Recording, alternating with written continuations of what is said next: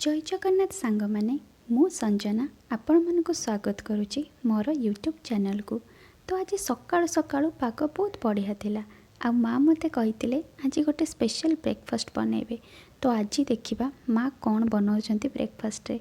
बाकी ता पूर्वरु आपण मैंने जदि मो चैनल को सब्सक्राइब करना ताले जल्दी जल्दी जाइकी मो चैनल को सब्सक्राइब कर दियंतु। तो माँ राति मेथी आ अरुआ चाउल को बतरेकी रखी थे। तो एबे से अरुआ चाउल मेथी आ नड़िया को काटिकी से पकई आ गोटे फाइन पेस्ट एबे से करिसेंती। तो जेहेतु से पिठा करेंगे से आण प्रस्तुत करुँचे ठंडा पानी टिके चाउल गुंड देकी माँ फेंटाउछंती।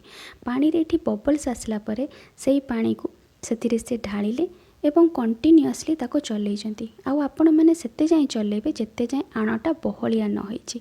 आ बहलिया हे गला परे गैस रो फ्लेम को ऑफ करदेबे।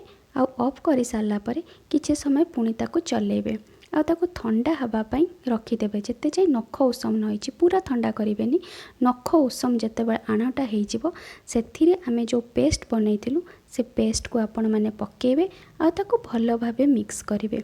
तो सांग मैंने जो माने भी देखुचंती मो वीडियो को माने एमिति रेसिपी आ एमिति पिठा खाइचंती केमिति लगे मते कमेंट बॉक्स रे निश्चय जणैबे। आ जो माने भी ए रेसिपी एते जाए ट्राई करनांती प्लीज आपण माने ट्राई करंतु आपण माने मते जणांतु। तो एबे सेतिरे से लूण आ खाइबा सोडा टिके पकई देले पुनी किछि समय पई से रेस्ट पई रखि देइतिले।